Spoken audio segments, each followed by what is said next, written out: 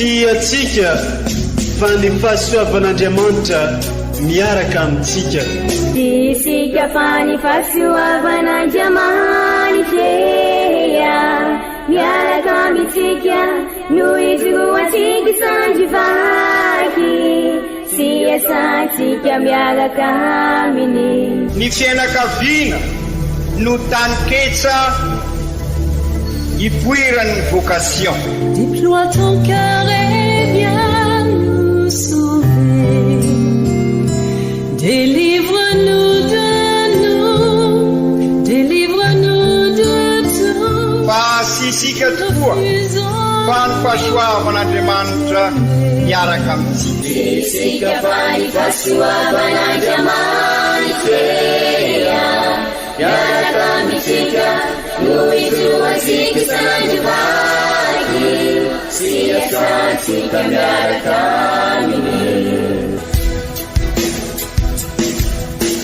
Fa olo raika atokotran'isika ao aminy, fianakaviana iray ao aminy, tsy misy evitrevitra. Ny olo no mampizara indraindray, fa Andriamanitra i Jesoa lay mpiandrony tsara ran'olotra ny aina, olo raika. Ary ao amin'ny fiangonana, ao amin'ny eglizy dia sambatra atsika mahasapa an'izay.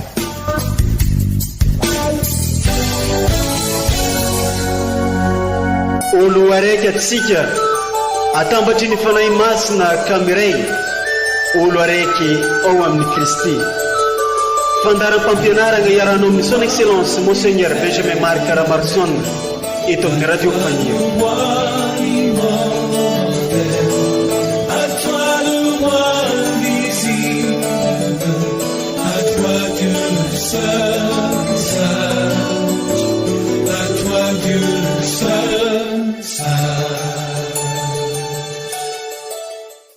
Any aminao ry Tompo no anandratako ny fanahiko, ianao ry Andriamanitra no ifefeko, tsy ho azon-kenatra aho, tsy ho resy ny fahavalo, izay rehetra mitady anao, tsy ho azon-kenatra. Isaoragna antsika jiaby izay magnaraka tsy tapaka ity onjam-peon'ny radio Fagniry mamitsika ity, izay onjam-peo mitady mandrakariva ny ampanjaka ny fanjakan'Andriamanitra eto amin'ity diosèzy mamitsika ity. Toloranay fiarabagna antsika eove jiaby, tratran'izao alahady voalohany amin'ny fiavian'ny Tompo izao. Koa toloran'ny eglizy lohahevitra isika amin'izao alahady voalohany fiavian'ny Tompo izao, dia ny hoe tongava ry Tompo tsara fo. Ndeo renesitsika ireo vaky teny masina arosiny eglizy amintsika, izay arana toriteny sy fampianarana avy amin'ny Monseigneur archevêque antsika ray aman-drenitsika.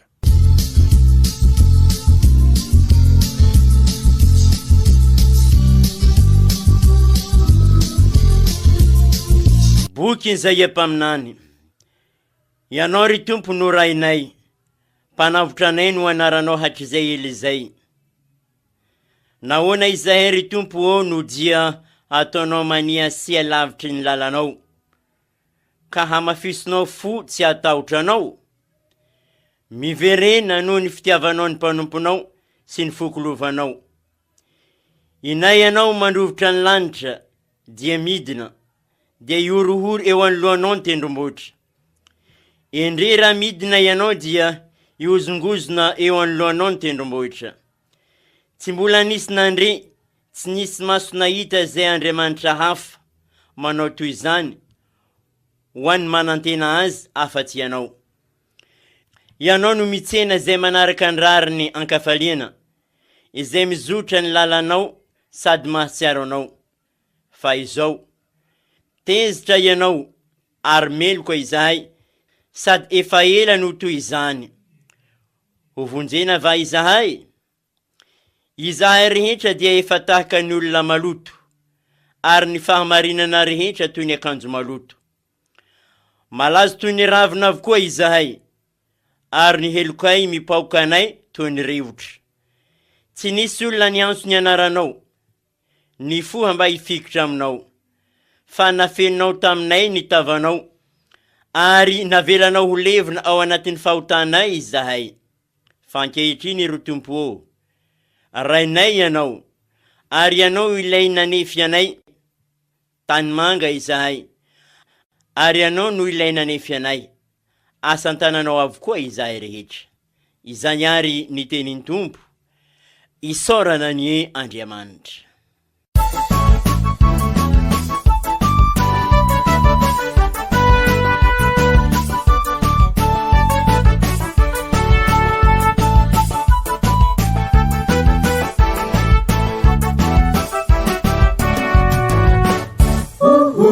Tumpu, tahu tena putu balubuka. Sampan say mamu ade ula tanana. Katana nilai bakamu kache.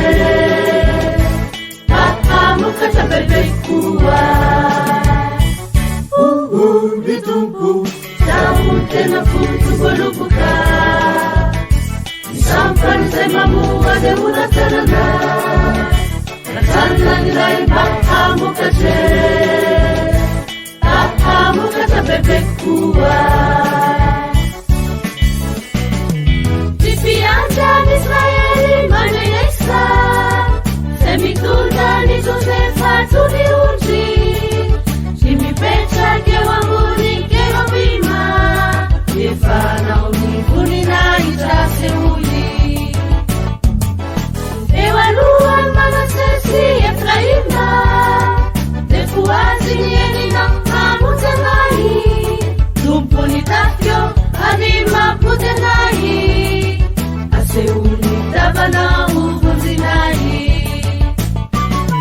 Au bina reya na ufoituni. Si utesi chamsisi zetavera. Alimufu Paulina de Fabuki. Amasukuinai atizai. Fizari tenandari fanarabi. Si falesi unizareu famalu. Lumpuni tapcho abima pujanai. Asuni kavana uvuzinai. Bitumpu, tahu tena putu balubuka. Sampan say mamu ade ula tanana. Katana nilai bakamu kache. Bakamu kacha bebe kuwa. Bitumpu, tahu tena putu balubuka. Sampan say mamu ade ula tanana. Katana nilai bakamu kache. Bakamu kacha bebe kuwa. Vakiteny masina faharoa, taratasy ny masinday Paoly apôstôly ho an'ny kristianina tany Korinto. Ry kristianina havana, ombanareo aneny fahasoavagna amampiadanagna avy amin'Andriamanitra raintsika sy Jesosy Kristy Tompo. Isaorako an'Andriamanitra mandrakariva ny aminareo no ny fahasoavan'Andriamanitra nomenanareo amin'ny Jesosy Kristy. Fa no ny firaisanareo aminy, tonga manankarena amin'ny zavatra rehetra ianareo, dia amin'ny teny rehetra sy amin'ny fahalalana rehetra. Ary no ny norenan'ny evanjelin'i Kristy eo aminareo, dia tsy ho latsa-danja no ny hafa ianareo amin'ny fahasoavagna rehetra. Anika miandra mpitokena ny fisehoan'i Jesosy Kristy Tompontsika. Izy ihany no ampiorina nareo hatramin'ny farany, mba tsy hanantsiny ianareo amin'ny andron'i Jesosy Kristy Tompontsika. Eny, matoky Andriamanitra izay niantso anareo, iray amin'ny zanany, dia Jesosy Kristy Tompontsika. Izany ary ny tenin'ny Tompo, isaorana ny Andriamanitra. Alleluia, alleluia, tunga venao ry Tompo avivipendena. Alleluia, alleluia, tunga venao ry Tompo avivipendena. Ombantsika mianakavy ny tompo ho tanteraka tokoa ane izany. Evanjely masigny soratany Masinday Marika, voninahitra ny eo anao ry tompo. Nalaigny tao amin'ny toko 7:10. Tamin'ny izay andro zegny i Jesoa nivolagna tamin'ny mpianany nagnano hoe: mitandrema, miambena ary mivavaha, fa tsy fantatrareo zay iavian'ny fotoana. Tahaka ny lehilahy araiky nandeha ivahiny ka nandao ny tragnony ary nagnamia fahefagna ny mpanompony sy nanolo-dra raha ataony avy, dia nandidy ny mpiandry varavaragna hiambiny. Koa miambena ary, fa tsy fantatrareo zay atongavan'ny tompo-tragno, na ho ariva, na ho misasakaligny, na ho magnena koho, na ho maraina, fandrao tonga tampoko izy ka tratrany matory ianareo. Ary zao lazaiko aminareo izao, dia lazaiko amin'ny olona rehetra koa, miambena. Izany ary ny tenin'ny tompo, derany eo anao ry Kristy.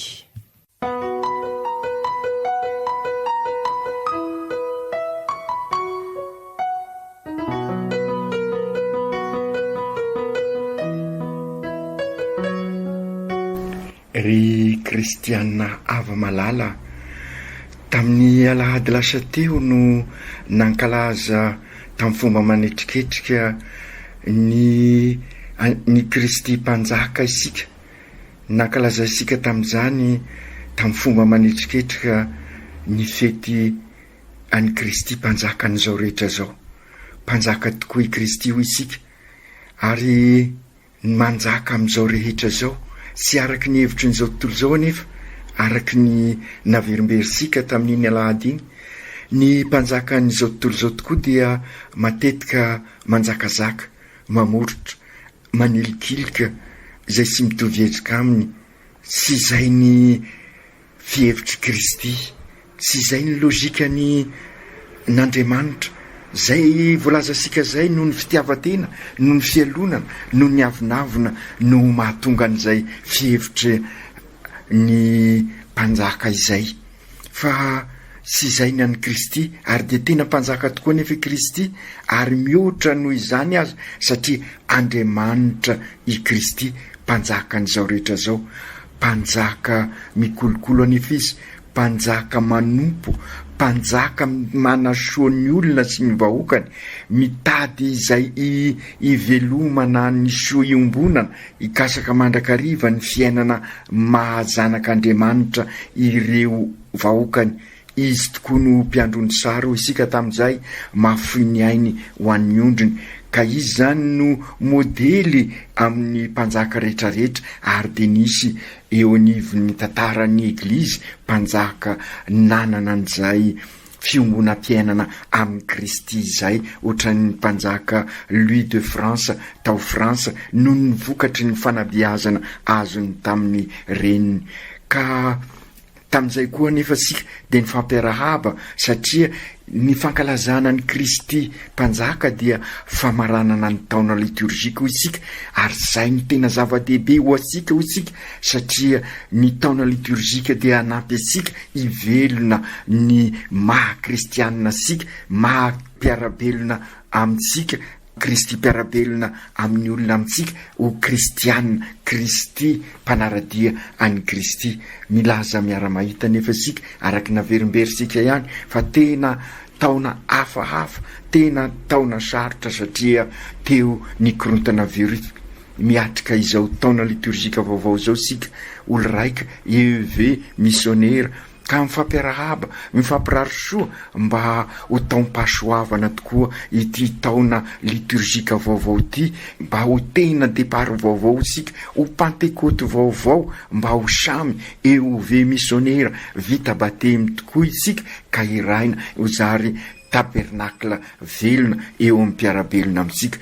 Ho firarisoa ho asika mianakavy, de indramiko ny tenin'ny Papa ao amin'ny encyclique vonosoratany Fratelli Tutti, zay vavaka ihany koa ho vavaka sy fanirina ataoko amin'izao fanomboan'ny avant izao.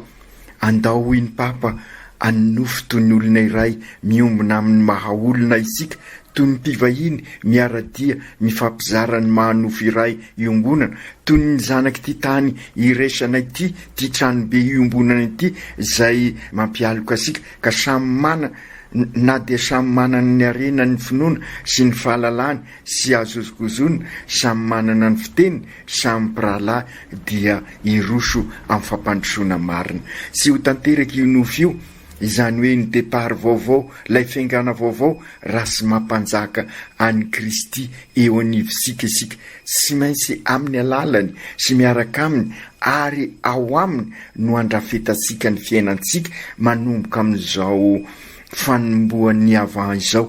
Io no ataosika hoe départ vaovao, sy amin'ny alalan'ny herisetra nefa fa amin'ny alalan'ny fanorenana ny ETA Eglizy Tranoben'Andriamanitra araka io afatra ny papa io.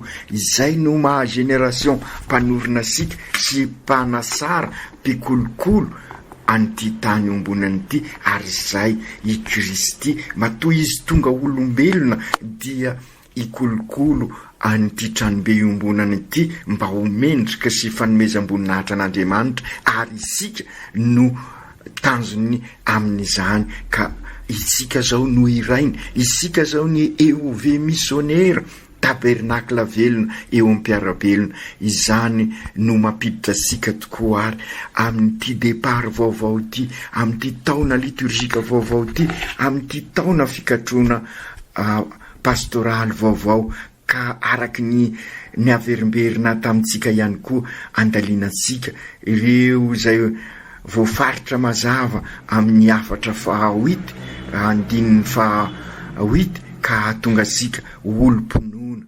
olo-pitiavana, olo-panantenana isika ka miainga amin'ny fianakaviana eglizy kely miara-mivavaka sy miara-mandalina finoana no anomboasika an'izany. Ka amin'izao fiaviana zao tokoa dia andrain'ny Kristy isika, ka ny modely dia ny fianakaviana masina.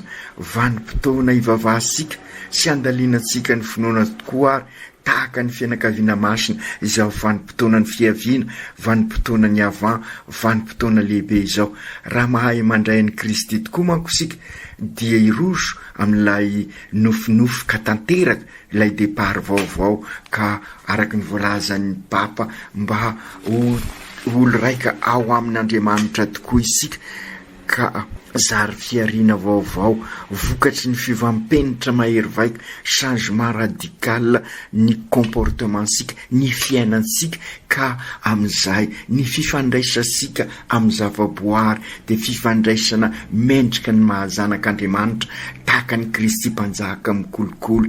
Karaha izay koa ny fifandraisasika amin'ny tontolo mpiainantsika, amin'ny fiarahamoninatsika, vokatry n'izay fivampenitra mahery vaika izay, ka ny fifandraisasika dia fifandraisana mendrika ny mahazanak'Andriamanitra, ka ny fifankatiavana, ny fifanompoana, ny fifampisimbinana no mandrafitra ny fifandraisasika samitsika eo anivon'ny fiarahamonitsika, ka manomboka ao amin'ny fianakaviana eglizy kely zany. Ka noho izay indrindra, noho ny fianakaviana jary eglizy kely, dia ilay fifandraisasika amin'Andriamanitra koa dia manana endrika vaovao, satria eo anivosika Andriamanitra amin'izay, ka mankalaza ary manome voninahitra an'Andriamanitra amin'ny ataosika rehetrarehetra isika. Ka izay no irarisika ary amin'izao fiaviana zao mba hoeo anivosika tokoa Andriamanitra, satria sy Andriamanitra lavitra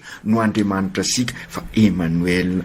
Ka raha fitinina izany, inona marina moa atao hoe fiaviana, dia aoka ho fantatra sika fa misy fiaviana anankitelo amin'izay endrika ny resahasika zay eo amin'izay hoe fankalazana ny avant, ary ahatonga sika ivelona azy, satria ny fankalazana ho isika sy hoe fahatsirovana fosiny fa manampy asika hiditra tanteraka amin'izay ankalazaina ka izay no iainansika mandritra an'ity herinandro efatra ity mandra-pahatonga ny Noely, zany hoe ankalazasika n'izay hoe Andriamanitra eo anivosika izay.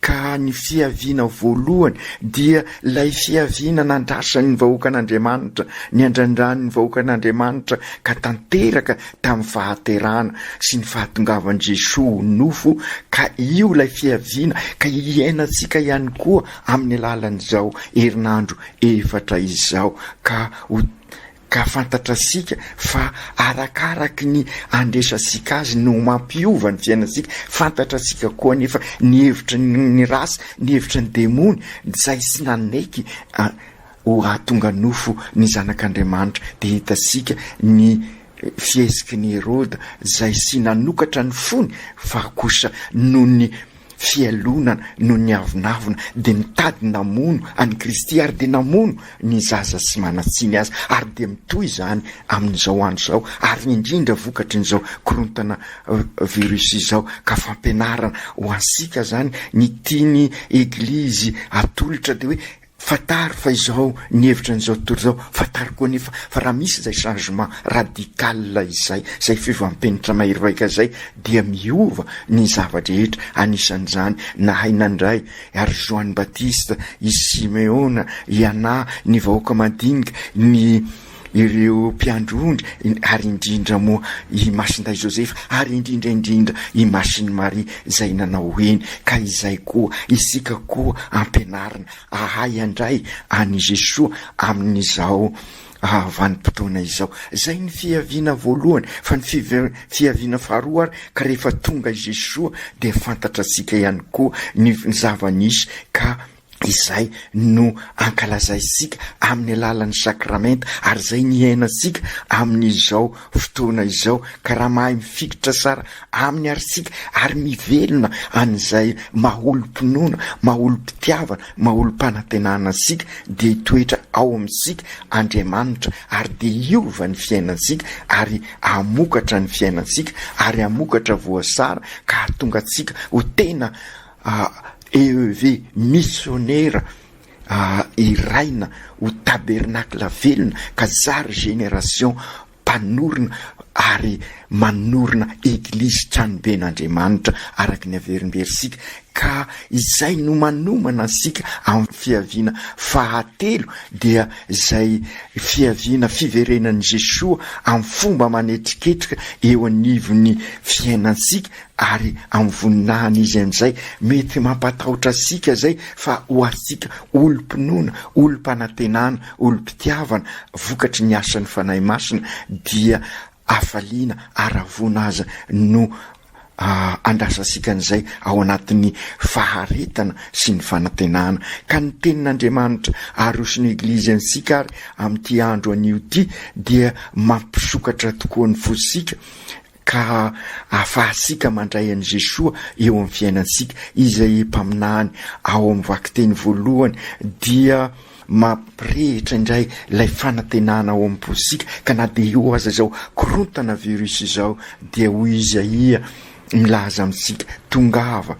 sokafo ny lanitra, zay lazaisika hoe fiadanana, midina anao mandrovotra ny lanitra, de midina tongava eo aminay. Zay no fanantenana ansika ho avy Andriamanitra ary napotika an'izao korontana virus izao. Izany tokoa no andrandray isika ary, ka engany hosokafan'Andriamanitra tokoa ny foa mampanahsika, ka amin'izay vonona isika andray azy, ka izay fosika miova zay no anapotika an'ity korontana virus ty.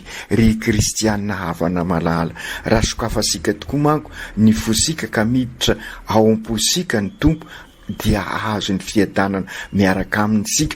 De izay natao hoe fisokafan'ny lanitra, zay natao hoe ny lanitra tonga eo anivosika, ka mahazo ny fanantenana isika, ka mahazo ny fiadanana marina, ka manampy asika amin'ny tena départ vaovao izay fiadanana ao am-posika, manambara ny fibebana marina. Sokafy ary ny fosika, ka atolory ny hafa ampidiro ao anatin'ny fosika Jesosy amin'ny alalan'ireo manodidina atsika, dia hanana fiadanana asika, satria io araky ny voalazasika teo, ny fifandraisasika amin'ny zavaboary, ny fifandraisasika samysika eo anivon'ny fiarahamonina asika, manomboka amin'ny fianakaviana eglizy kely, iova noho izany ny fifandraisasika amin'Andriamanitra. izay no manambara fa eo ve tabernakla velona tokoa isika tahaka ny Masiny Maria. Mba ahafantarasika fa miombona amin'Andriamanitra tokoa isika dia izao fotoana ny fiaviana izao no anadiova sika ny fiainansika, iala sika amin'ireny fitondratena sy mendrika ny mahazanak'Andriamanitra ireny. Ka ho fiainana misy an'Andriamanitra tokoa ary ny fiainansika ka hidina ao amin'isika Andriamanitra ka amin'izay ahazo ny fiadanana isika. Antitra terin'ny Masindahy-Paoly izany voalaza sika zany ao amin'ny vakiteny faharoa taratasiny ho an'ny kristianina tany Korinto, taratasiny voalohany, toko voalohany, ka ho indrindra izy mba ho vonina amin'ny fisehoan'i Jesosy sika, amin'ny fiavian'i Jesosy dia isaorako Andriamanitra mandrakarivany aminareo hoy Masindahy-Paoly, ary indramiko izany tenin'ny Masindahy-Paoly zany amin'izao fanombohany avant izao. Isaorako tokoa Andriamanitra noho ny fahasoavan'Andriamanitra nomeny anareo ao amin'i Jesosy Kristy, fa noho ny firaisanareo aminy dia tonga manan-karena amin'ny zavatra rehetra ianareo, tsy arak'ilay arena iverin'izao tontolo izao fa ilay arena mitondra fiadanana sy fahasoavana. Ka izay no isaorako an'Andriamanitra amin'ny teny rehetra sy amin'ny lalany rehetra, ary noho ny orenany evanjelin'i Kristy eo aminareo dia sy ho lasa danja noho ny hafa ianareo amin'ny fanosoavana rehetra, any ka miandry ampitokiana ny fisehoan'i Kristy Jesosy tombosika isika. Ary dia izay no firarisoary ataoko amintsika amin'izao fanombohany avant izao. Raha izao tontolo izao tokoa manko re kristianina hava, very fanahy-mbola velona, very identité, very repère ho isika no ity korontana virus ity, isika manana ny Kristy sy miova ho maly anio ary mandrakizay, ka afaka miavao hatrany raha mibebaka isika. Ary zay izao vanim-potoana ny avant zao, fotoana fibebahana elana amin'ny fomba rasy, ka rehefa miala amin'ny fomba rasy isika dia manao départ vaovao miaraka amin'ny Kristy, ka ahatonga sika koa ary ho Kristy mpiara-belona amin'ireo manodidina sika, ahatonga sika eo ve missionnaire zary tabernakla velona ho an'olona. Ary izay natao hoe tabernakla misy an'i Kristy, ka isika zany ilay fosika ny dinany Kristy ao am-posika miombona amintsika, ary zay ny fankalazana ny Eucharistie, ary zay natao hoe communion resika i Kristy midina ao am-posika, ka zary arena lehibe ho asika. Ka noho izany dia zary mpianadahy tokoa isika, zary mpirahalahy isika, zary olo araika isika, tutti fratelli tutti hoy ny Papa, ka sy nofinofisony ny voalazan'ny Papa zay naverisika teo, fa olo araika ao amin'Andriamanitra isika, ka nanjara sika ary zay no tiany ny afatra lehibe tiany Eglizy ho fantatra sika eo am-panombonan'izao fiaviana izao, dia isika manokatra ny fosika, ary zay ny dikany hoe miambena ampianarin'i Jesosy ao amin'ny evanjely, miambina isika raha misokatra tokoa ny fosika, ka mahita mandray ny an'i Kristy eo amin'ny fiainantsika. Ary dia manana modely isika ho isika, dia i Masiny Maria, i Masindahy Joseph, ireo mpiandrony tsara, mihidy kosa ny fosika raha manao tahaka ny Herode isika, ary dia korotana virus lalandava ny fiainantsika, ary milaza miara mahita isika fa izany no zava-misy eo anivon'ny fianakaviana, eo anivon'ny fiarahamonina, eo anivon'ny mpiara-miasa, raha sy misokatra amin'ny Jesosy ny fosika. Ka izay ary kristianina havana, sokafo ny fosika, andre ny tenin'Andriamanitra dia i Kristy amin'izao vanim-potoana ny avant zao, aza vela ho isy teny hafa hiditra ao am-posika amin'izao fiaviana izao. Ary zay ny dikany hoe miambina mba sy hidiran'ireo hevitry n'izao tontolo izao, anapotika ny fiainansika, hitondra korontana eo amin'ny fiainansika. Ka ahafantarasika ary fa tena tanteraka tokoa izay fisokafan'ny fosika izay, dia oka koa ary ny vavasika mba hisokatra anambara ny vaovao mafaly amin'ny alalan'ny teny mitorisika amin'ny alalan'ny fiainasika, mivavaharysika ary mitoriany vaovao mafaly amin'ny alalan'ny fiainasika manontolo. Ka ho fianakaviana eglizy kely mivavaka sy mandala mpinoana ny fianakaviasika dia anao depart vaovao, pentecote vaovao sika ka zary eo ave missionnaire tabernakla velona tokoa isika. Izany ny fiaviana homanisika ry kristianina havana ka miembena ary mivavaha fa izao de tena andro sarobidy ho asika tokoa. Sokafo ny fosika andray an'i Jesoa ahidio mba sy andray ny hevitry n'izao tontolo izao ka mialahary amin'ny fitondran-tena sy mendrika an'Andriamanitra ka ahazo ny arena sarobidy sika dia Kristy. Ry Jesoa Kristy Tompo, nampianaranao izahay mba hay andray anao, ahay anokatra ny fonay iambina amin'ny fiavianao.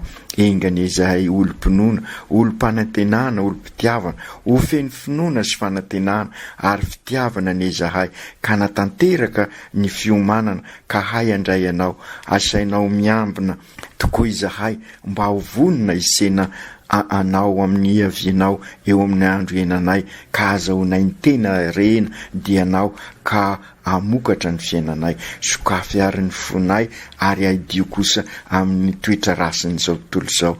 Engany izahay ary anana fahasahina ka anelikilika ireo vato misakana atolotry ny hevitry n'izao tontolo izao fa anokatra kosa ny fonay ahay andray anao.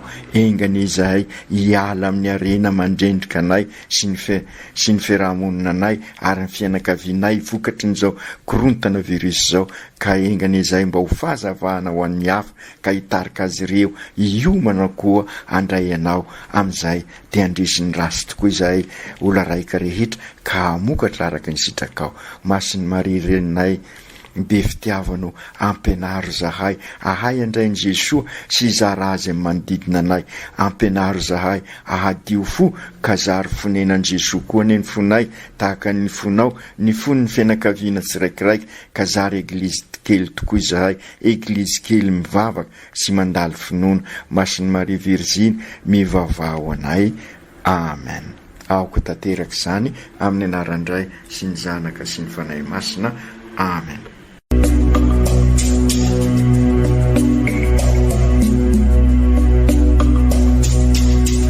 Tsy atsika fa ny fahasoavan'Andriamanitra miaraka amintsika. Isika fa ny fahasoavan'Andriamanitra miaraka amintsika no izoatsika isandrivaky sy asantsika miaraka aminy. Ny fianakaviana no taniketsa ipoiran'ny vocation. Déploie ton cœur et viens nous sauver. Délivre-nous de nous, délivre-nous de tout. Fa sisika tokoa fa ny fahasoavan'Andriamanitra miaraka amintsika. Sisika fa ny fahasoavan'Andriamanitra miaraka amintsika no izoatsika isandrivaky sy asantsika miaraka aminy. Fa olo raika atokotran'isika ao aminy, fianakaviana iray ao aminy, sy misy hevitrevitra ny olo no mampizara indraindray fa Andriamanitra i Jesoa lay mpiandrony tsara ranolotra ny aina olo raika ary ao amin'ny fiangonana ao amin'ny eglizy dia sambatra sika mahasapa an'izay.